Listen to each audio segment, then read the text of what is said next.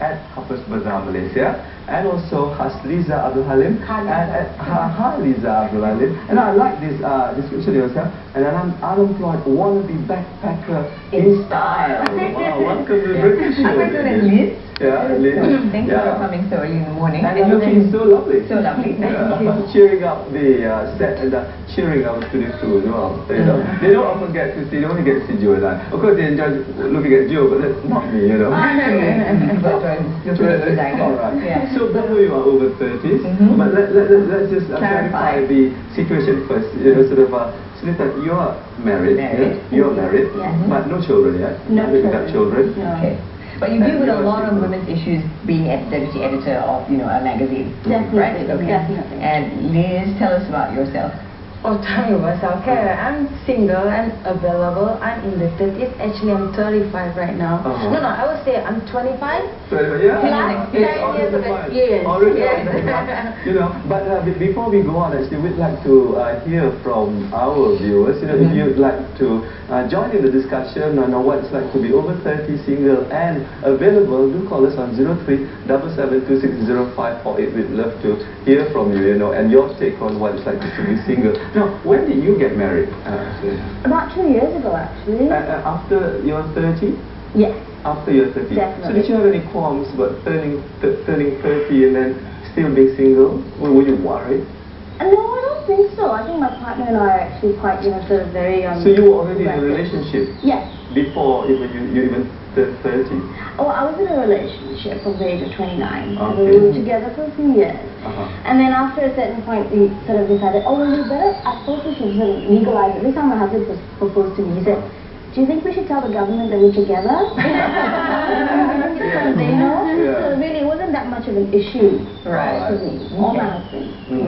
What about you, Liz? Do you think it's socially unacceptable? And we know what we're going to get from this answer. Acceptable to be single, available, and in your 30s?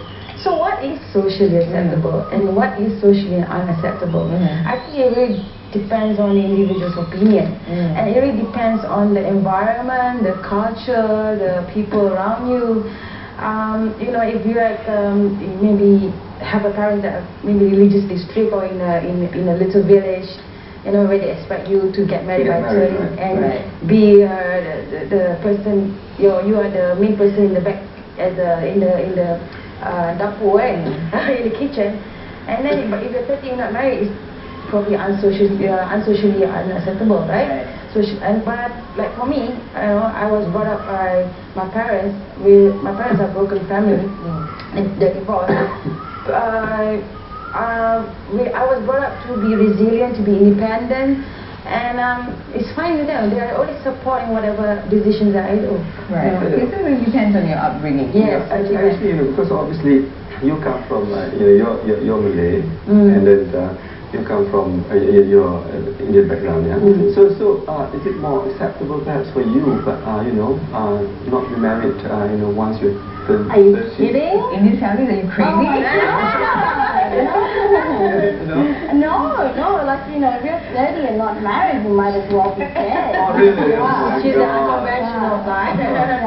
But you know, things are changing, definitely. And I like the fact that things are changing, that society is becoming more progressive. I think it's really important for women to have a career, you know, irrespective of whether you're married or not. Because, I mean, you look at it, you know, 50 years ago, if you did get divorced, you know, you were pretty much, you know, in a difficult position. You're a social pariah, really. Beautifully put. It's so true. And yet now you have a lot more options. And I'm not saying that, you know, that's always a good thing. You know, sometimes there are too many options and you don't know what to choose. Sometimes, you know, it works. And sometimes it doesn't. Well, actually, we have a column, Cool from Shah Alam. So, good morning. Yeah, good morning, Zaini. Good morning, Joe. And, good morning, Cool. Good morning, Mr. Cool. Okay, now, I was married late. I was 40 and my wife was 3 years older, 43. So when we were in our 30s, fortunately we were not really pressured by our parents. Even my mother-in-law never pressured her to when are you getting married, and you know, of course You had successful, I mean, still have, my relatives that are different story. Successful careers, right? Every Chinese New Year, the perennial question is, when are we getting that invitation? When are we getting that invitation? Yeah. But fortunately for me, my parents and my wife's parents, it was not an issue. Even after when we were, I was in my late 30s then when I started going out with my wife. But Mr. Kul, may I ask you a question? Yeah. You know, in your 30s and even now, I mean, presumably you were working, you had a career, and you were not living at home, yeah? So there was not that much pressure on you. I suppose your family saw you. No, I was living with my parents still. Oh, you were living with your parents? Okay. I was still living with my parents, but they never... They never questioned you? They never pressured me into getting married or anything like that. And at the time, your girlfriend, now wife, also had a successful career, a job? Yes. Yes, we each respectively have our careers, and both of us were still living with our parents at that time. All right. Well, I think parents need to remember one thing. When the children are not married by a certain age, I don't think they should put pressure on them. Otherwise, you know, it can affect them psychologically as well as could even affect their work for that matter. What about from your sort of bosses perhaps, or your work, you know, colleagues and your friends? Was there any pressure from them? No, I did not. I did not get any pressure from.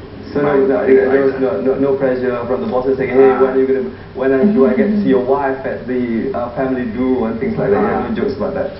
Really, to my colleagues, so as long as when the time for me to get married comes along, just send them an invitation, that's all. All right, okay. Thank you. Thank you very much for sharing that with us. Pressure. None of my colleagues tried to send me up with a blind date or anything like that. Oh, good. Mr. Koo, and we wish you many happy years of, happy years to come. Thank you very much. Have a good